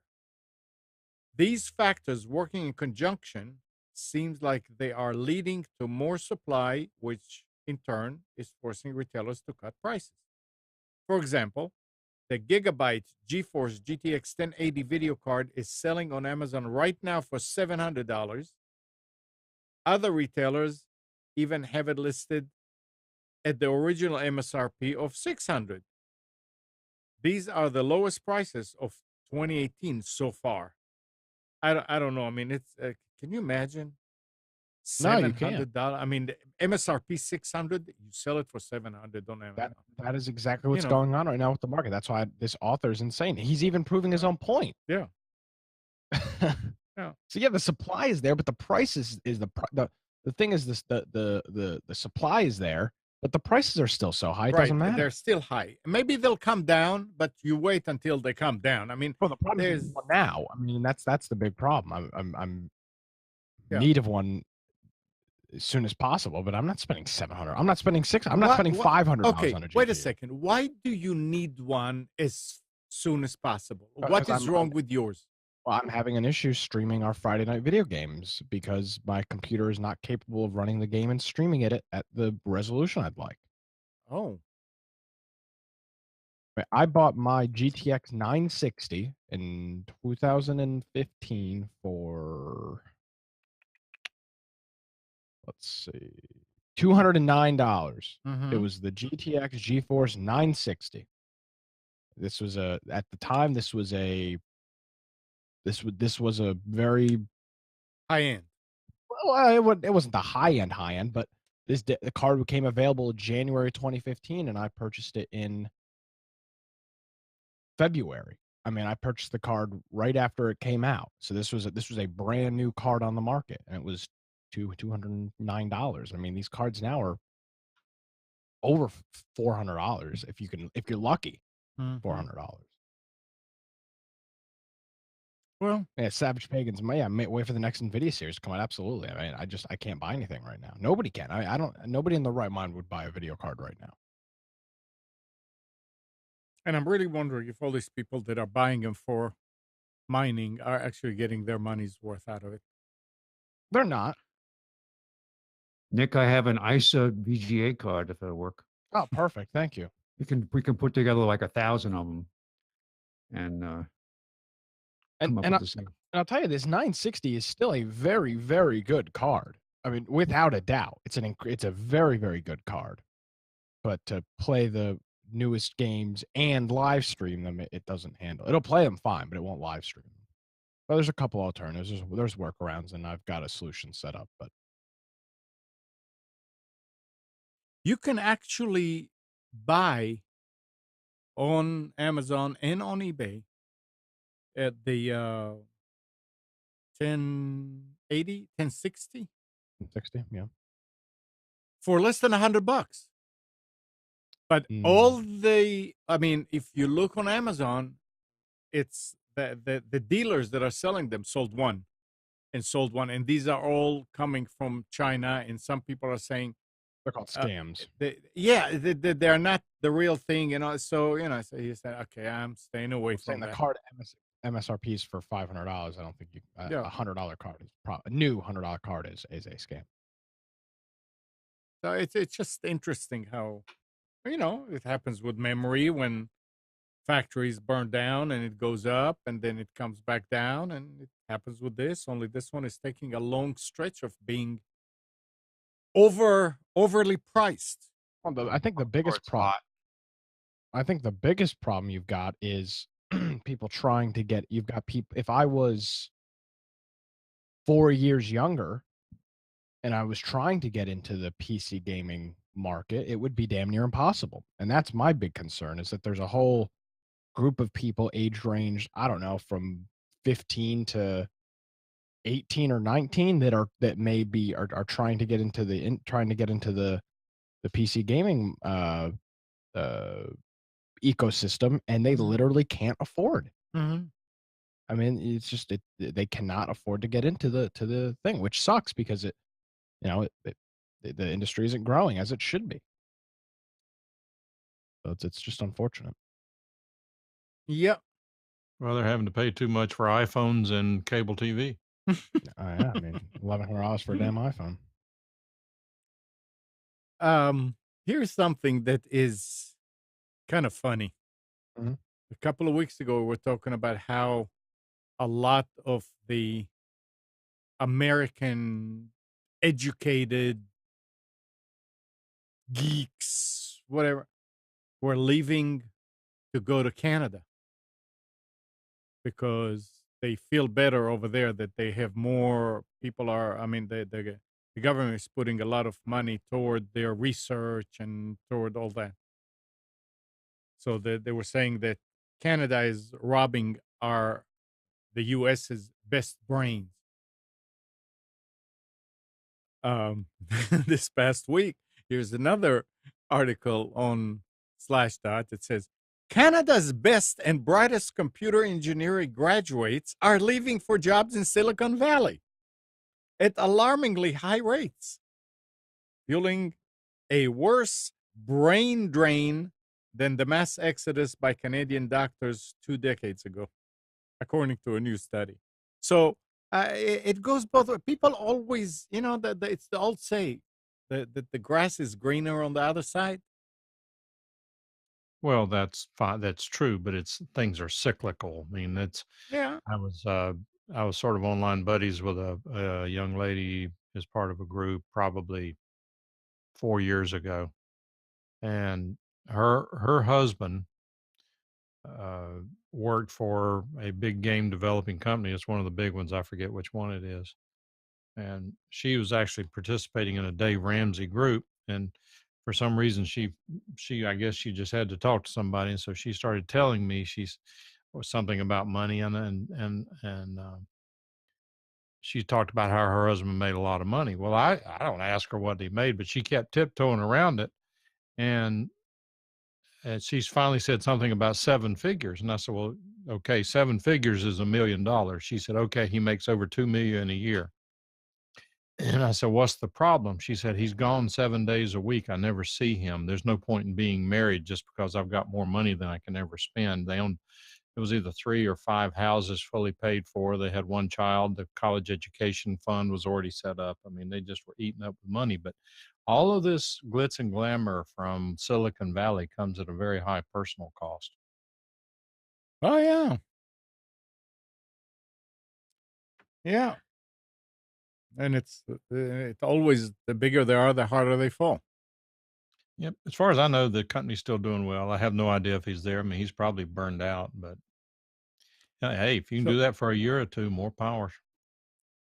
So this is an interesting article, history, which was it was right after last week's show. It says on April 30th, 1993, CERN, the European Organization for Nuclear Research, announced that it was putting a piece of software developed by one of its researchers, Tim Berners-Lee, into the public domain. That software was a global computer networked information system called the World Wide Web. And CERN's decision meant that anyone, anywhere, could run a website and do anything with it. And from a report, it says that while the proto-internet dates back to the 60s, the World Wide Web, as we know it, had been invented 4 years earlier in 1989 by CERN employee Tim Berners-Lee. The internet at that point was growing in popularity among academic circles, but Fake news, fake news, fake news. no, look, I remember Al Gore invented the internet. who? Oh, yeah, Al yeah. But I remember the internet in the days of something with that Gopher and FTP, and I mean there was no GUI to it. Mosaic was one of the first ones. Well, Mosaic that's after it became. Yeah, that's the first one I saw. Yeah. It was 1993. And it says that the internet at that point was growing in popularity among academics, limited mainstream utility. Scientists Robert Kahn and Vinton Cerf had developed transmission control protocol and internet protocol, TCP/IP, which allowed for easier transfer of information. But there was the fundamental problem of how to organize all that information. In the late 80s, Berners-Lee suggested a web-like system of management tied together by a series of what he called hyperlinks. In a proposal, he asked CERN management to imagine then the references in this document all being associated with the network address of the thing to which they referred, so that while reading this document, you could skip to them with a click of the mouse. Those are the little words that we still see every now and then where people put in. A lot of people don't like it anymore. 4 years later, the project was still growing, and in January 1993, the first major web browser known as Mosaic was released by the National Center for Supercomputing Applications at the University of Illinois, Urbana in Champaign. While there was a free version of Mosaic, for-profit software companies purchased non-exclusive licenses to sell and support it. Licensing Mosaic at the time cost $100,000 plus $5 each for any number of copies. I mean, I remember having a meeting with Frank Barden somewhere in the middle of 1993, after I came back from Israel for a trip. and we were talking about something new. It's called the World Wide Web. And it's amazing. It's amazing where we are now. I mean, we're talking, what, 25 years? Well, look what we progressed to. We're now saying happy birthday to people on Facebook who died 2 years ago. I mean, seriously, folks, if somebody in your family passes away, get their Yeah, get this stuff. Facebook Yeah. account. Yeah.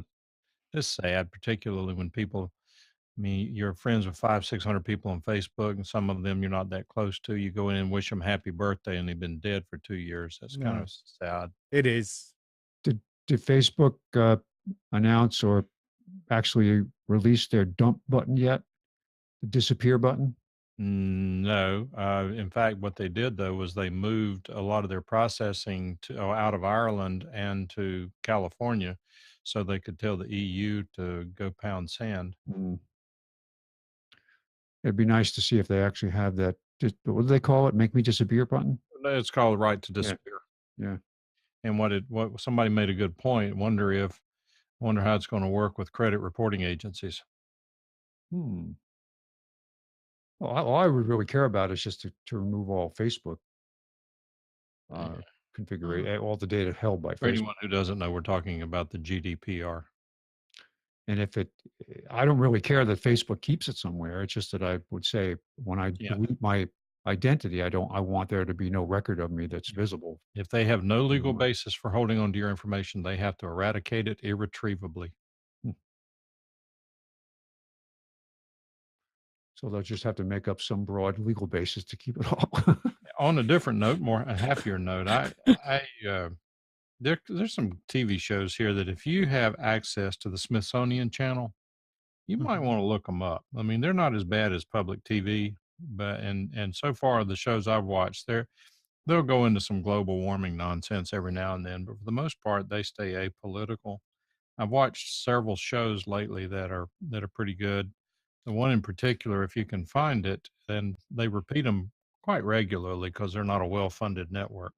It's called Lincoln's Last Day.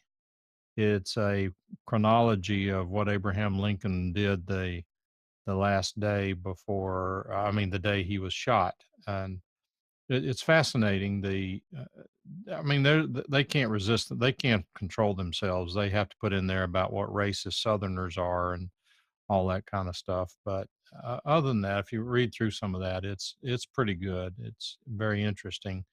It's also interesting to note that the Derringer that was used to shoot Lincoln is on display in the Ford Theater. His top hat that he was wearing that day, as well as the clothes he was wearing, are at the American History Museum in the Smithsonian. The Peterson house where he was taken and where he died across the street, you can go in and tour that. Even if you're not a big history buff, it's you got to know about it, and you got to know something. And if you ever go to Washington, these are very inexpensive things to tour and to go see. It's pretty fascinating. I've forgotten we were back there in 2003. We took the kids. I asked my younger daughter last night if she remembered going, and she did not. It was a number of years ago that I went to the theater and went to the museum in the basement and across the street. It was well worth it. I mean, it's cheap. It's as long as you can get around. And having said that, I just got an email a few moments ago from travelzoo.com, and they have a deal here. Washington Hotel, 2-year-old Hotel Hampton Inn, $99 a night. I went in to check the dates thinking that there would be nothing available, and they've got vacancies all throughout the place. I mean, it's crazy. Lowest rates are in August and September. $199 a night, Thursday through Monday. Complimentary valet parking with in and out privileges for one vehicle per room. Oh, at least you're not as stupid as I am. I booked a flight last night for the wrong dates and had to cancel it like a real. Did they let you? Oh yeah. A lot of times I did that once. Yeah, Delta's got a 24-hour cancel free, no questions asked policy. Now let me ask you a dumb question. You do have a frequent flyer account, don't you? Not with Delta, no. With American, I do. Okay, you need to get one with every airline. Okay. Well, I actually believe what happened is I was using a travel site, like I was using Kayak to look for the dates. Right. I think there was some type of translation error between Kayak and the actual airline, because I went back to my Kayak search and I had the right dates selected, but then when I booked the flights, it was the wrong dates. So Where are Ooh. you going? I'm going out to Seattle for Labor Day for Oh. PAX. But I purchased it and it was like, oh, October 11th. And I'm like, oh God, that's 2 months after I need to be there. Leap year. Yeah, and then I looked at the actual flights and they're 2 times the damn price. So I gotta figure something out. Get Johnny to figure out he'll get you out there for $60 round trip. Yeah, I looked at Frontier, but it's too long of a flight for Frontier. 7.5 hours with 2 Well, your stops. time is so valuable. Well, it's not that my time is valuable, but it's a short trip, and I don't want to spend 3/4 Seattle? of it. Oh, I see what you're saying. Yeah, Amount of time. We'll go there a day earlier and extend the time. that's what I'm doing. I am going there a day earlier. Amtrak, Nick. Amtrak. You know, I looked at that at one point. What's it, Not like for 2 this days? Probably year. more expensive, right? So last year, Brian and I were screwing around. Brian Aldridge, who lives out in Boise, Idaho, and we said we need to get together for a weekend and film some in-person stuffs in front of a green screen so we can, have like promotional stuff to do. And we joked about me flying out to Boise for a couple of days, and the flights are just outrageous. So for the hell of it, I looked at Amtrak, and it was like a 4-day venture, and it cost like $1,900. Mm-hmm. But after like 6 trains, 2 or 3 Greyhound buses, and then some taxis I'd have to take between hubs, I could have gotten out there. So, There you go. Well, the pretty places I want to go, they didn't have tracks, and I wasn't willing to wait for them to build them. yeah. Oh, there you go. Oh, I didn't finish the TV show thing. Yes, I'm sorry. No, that's my fault. I just should have kept talking. The other show that I just watched on the Smithsonian Channel that I recommend if you're interested is about the Concorde, the jet. It goes through the entire history of it. And what's so fascinating about this version of the show is they say in 2001, British Airlines decided to refurbish all of their jets. They spent $2 million refurbishing the inside of the jet. And then the next person they interview is the guy who did the redesign. And they talk about when the test flight was done, such and such happened. And then the next person they interview is the pilot who was doing the test flight. I mean, they really did their homework on that show. So if you have any interest on the Concorde, look that up. And by the way, if your cable company carries the Smithsonian Channel, you can log into the website and go to full episodes. They will, if they recognize that you're on Time Warner, some of it they don't recognize for our Uverse. Some they do, some they don't. But you can then play the entire episode without all the trash in it. But Concord was Spence. If you haven't seen it, you absolutely need to see it. Ooh, here's an interesting one. They've got one on the Smithsonian called "Making It Out Alive" about the 1999 Oklahoma City tornado outbreak. Oh And yeah, it's actually not prompting me for a login. Yeah, it's well. I don't try to get it to play. I mean, maybe 46 minutes. Let's see. I can scrub through it. It's not stopping me. Interesting. Maybe it detects that you're on Time Warner. Yeah, that would be interesting. Cool. But I think it's well done. I'm gonna watch this. Away from all that bunch of Roseanne and all this other crap. So hey, that's actually a pretty decent show. See, there you go. I told you we're going down the drain. Does Smithsonian have Aerial America? Is that on there? Yes.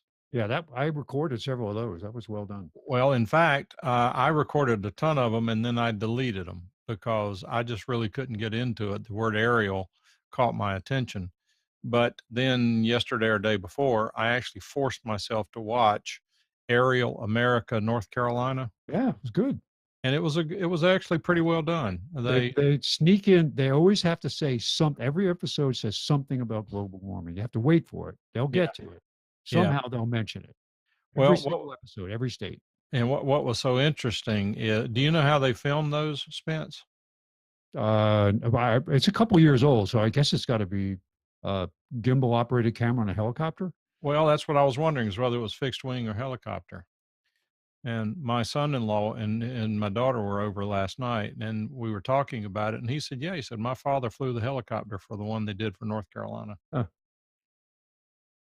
Very well done, and it's I was surprised, and you say aerial. Who cares? I mean, if you've been in an airplane, you fly over this stuff, you realize you don't see very much from the air. You can see where it's located, but with these gimbal cameras and the quality of lenses and all they have, they can actually focus in and read the street address off the front door.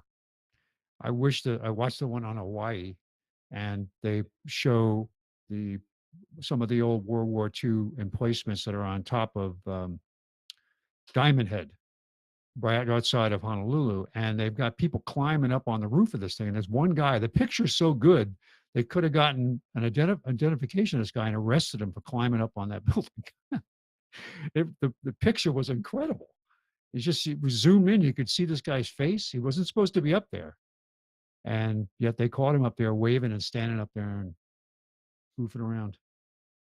My buddy, talking about something totally unrelated, a buddy of mine, in fact, Nick knows who he is. A buddy of mine was looked up his house address on Google Maps. Oh yeah. And it had a picture of him out at the mailbox. He's dressed like crap. He said, "Why does this thing make my legs look so short?" And I said, "Well, they were long enough to reach the ground. What difference does it make?"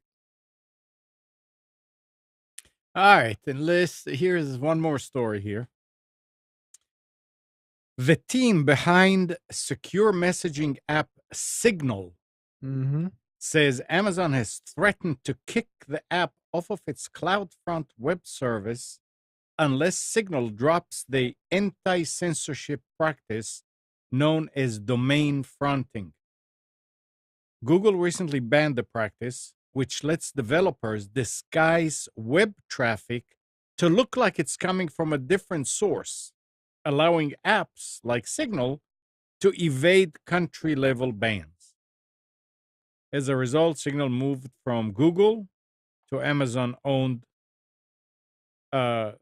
market content delivery network, Souk. But Amazon implemented its own ban on Friday. In an email that Marlin Spike, founder of Signal developer Open Whisper Systems, posted today, Amazon ordered the organization to immediately stop using domain fronting or find another web service provider. Signal used the system to provide service in Egypt, Oman, and the United Arab Emirates, where it's officially banned. It got around filters by making traffic appear to come from a huge platform, since countries weren't willing to ban the entirety of the site like Google to shut down Signal.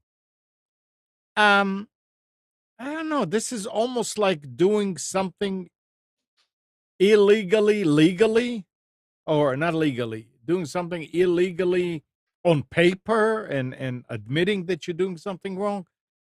They're not doing anything wrong. They are disguising the traffic like it's coming from somewhere else. The whole point of Signal is it's a private messaging app. Yeah. And Amazon doesn't want the anonymity, so they're going to kick them off the service. There's nothing illegal about it. It's just No. Amazon's terms of I'm saying, when I'm saying legal and illegal, I'm talking about, it's almost like you're lying. You're taking traffic and you make it look like it's coming from. That's the point. That's what I was talking about. These apps are meant to be private messaging apps.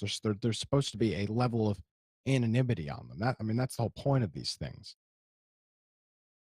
Oh, it's just like, it's called Signal for a reason. It's a private key, public key messaging app.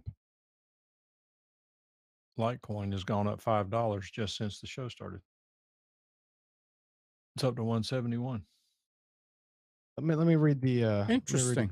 Let me read exactly what Signal is, because that's important to the conversation here. Signal is an encrypted communication app for Android and iOS.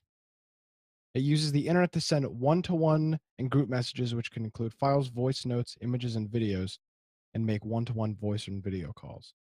Okay. It uses end-to-end encryption to secure all communications to other Signal users. The application includes mechanisms by which users can independently verify the identity of their messaging correspondence and the integrity of the data channel. That's the whole point of this app. And Amazon doesn't like that, and Google doesn't like that because they want to own everybody's freaking data. So they're going to continue to kick them off their service till there's nobody left to provide the data. Get your own server if it's that important to Can't you. they can't they can't Wow. they can't Why? afford to.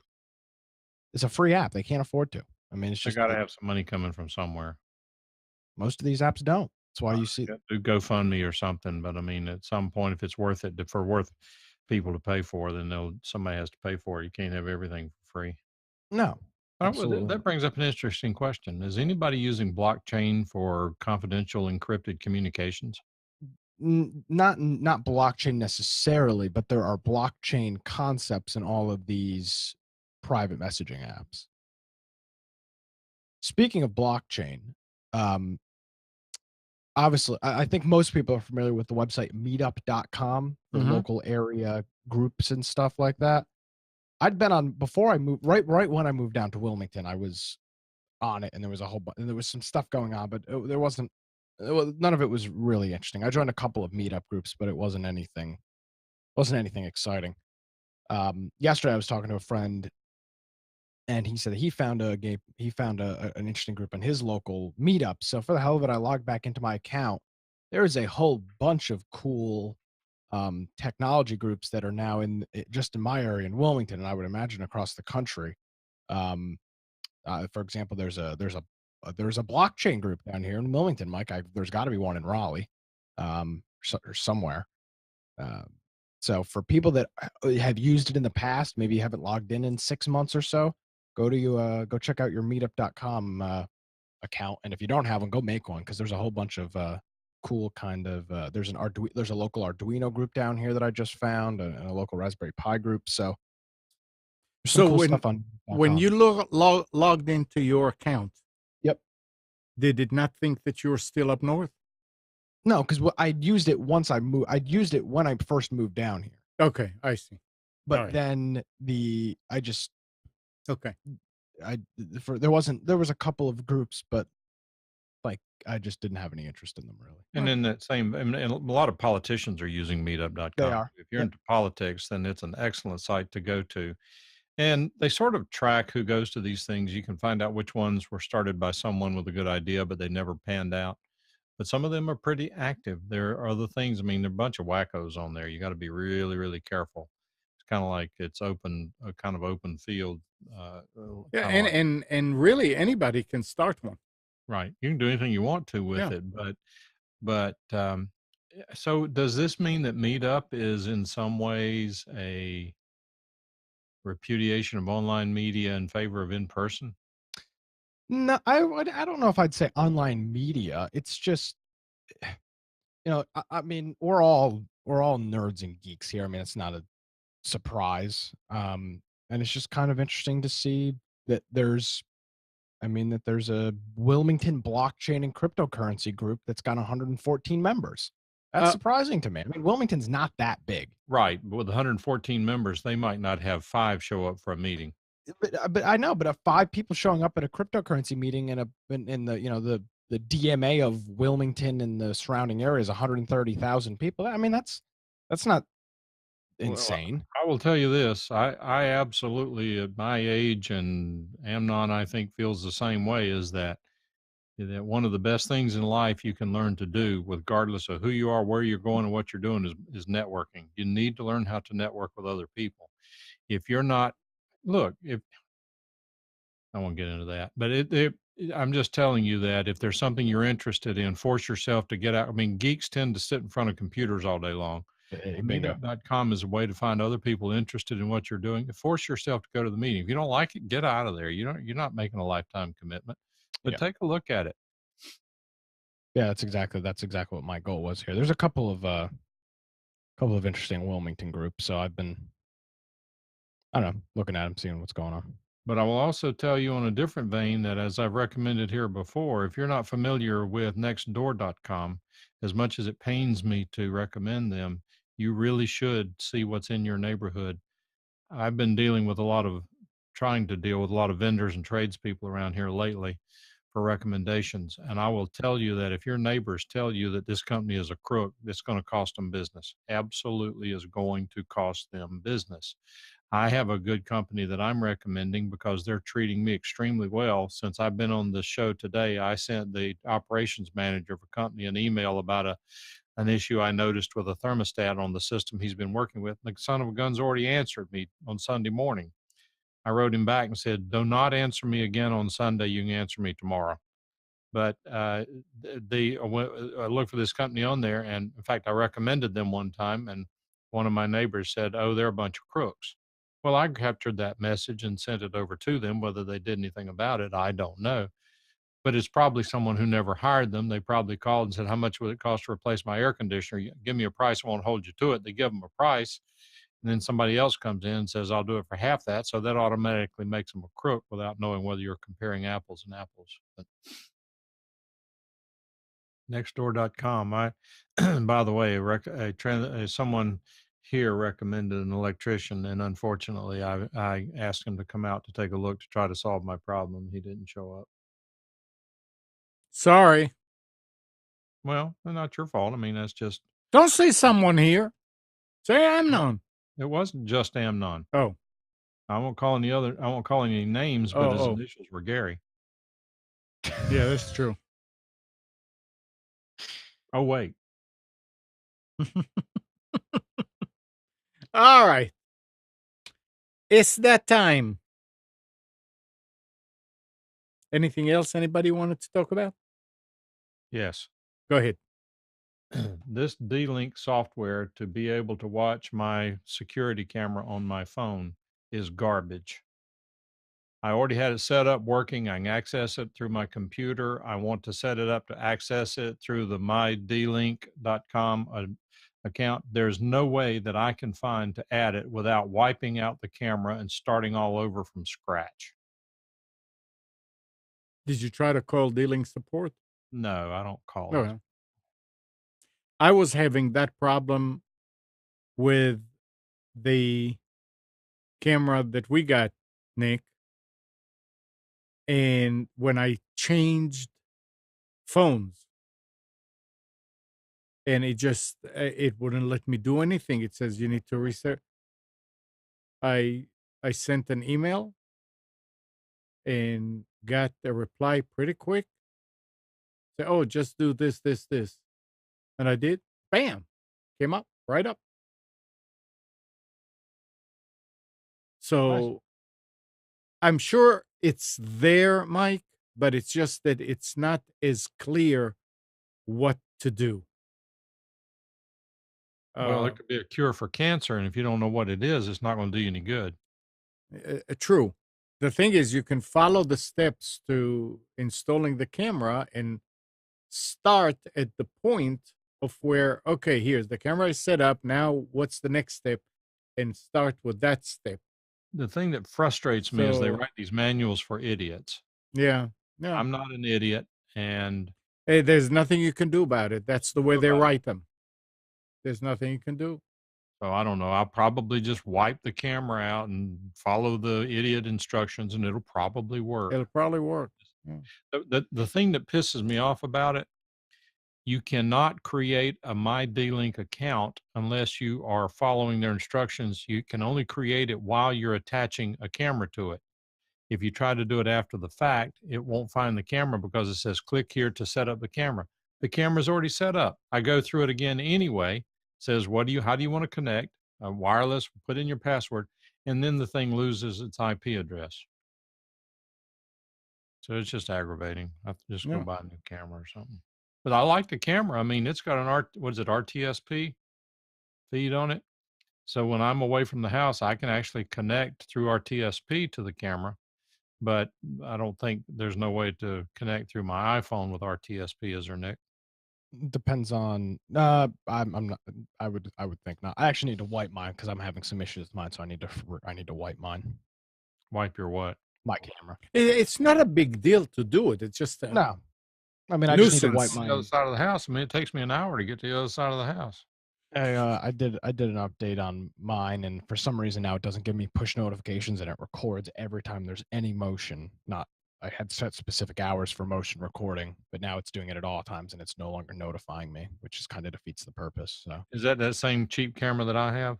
yeah, it's a different one. Amnon and I have the same one. Yeah, I'm trying to remember the name of it. I don't remember. The Camatron. Yeah, Camtron. Camtron. Camtron. Yeah. Yeah, I mean, it's a Chinese thing. The manual's in Chinese. It's Oh, they all are. doesn't have great. I mean, it doesn't just work out of the box. You have to play with it to get it to work. But once it works, it's nice. I Well, I like got to it. tell you, I really like this camera. My complaint is with the manual and the website. This, what was it, $24 you guys had me buy? Yeah, I don't remember what the price was on it. It's a DCS 2132 LB. They work. They work, Mike. It's just they work. Just that sometimes you have hiccups, Yeah, I guess. yes. Sometimes I don't know. Are you able to connect to it from a web browser? Yeah, on the same network. Yeah. No, I realize. Yeah, it works great. I can connect to it through VLC using RTSP. I do that externally, but I can't manage it through the My D-Link account, which has benefits. Well, their VLC has an app for the iPhone. I was wondering about that too. Yeah, That I if wonder it if has that would work. RTSP, that could be useful. But I imagine when going through the app, it has some other benefits. It does. I'm sure you can probably move the camera. I'm just going to wipe it, hit the reset button for 10 seconds, and then follow the initial setup and go from there. And that'll probably work. It's just a pain to have to do it. I mean, I'd rather spend 4 hours figuring another way than 15 minutes doing it their way. There's a reason why my D-Link camera in the profile was named "Stupid Camera." Yeah. Well, for $24, it's hard to complain, but I will anyway. All right, let's do it. All right, guys. So again, thanks, Spence, Mike, Nick. That was great. And good morning, Kathy, Hannah, Nabil, Mac, Norm, Katie, and Dana. Thanks, everybody, for tuning to Computers 2K Now. We hope you enjoyed and maybe learned something from our time together. Remember to practice safe computing, back up your hard drive, and update your virus scanner. We'll be back here next Sunday at 9, but you can always reach us at computers2know.com. While you're at it, like us on Facebook and subscribe to our YouTube channel. Nick, you doing the show today? It's my plan. We'll see what happens. All right. So what tonight at 7, Nick Craig hosts Against the Norm on Wilmington Big Talker 106.7. Listen on TuneIn. See you, everybody.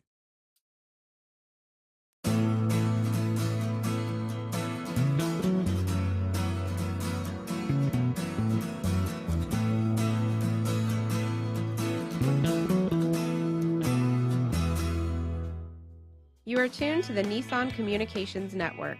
If you tuned in too late, you can always watch each program in its entirety or download an MP3 audio file of it in the archives section at nissancommunications.com.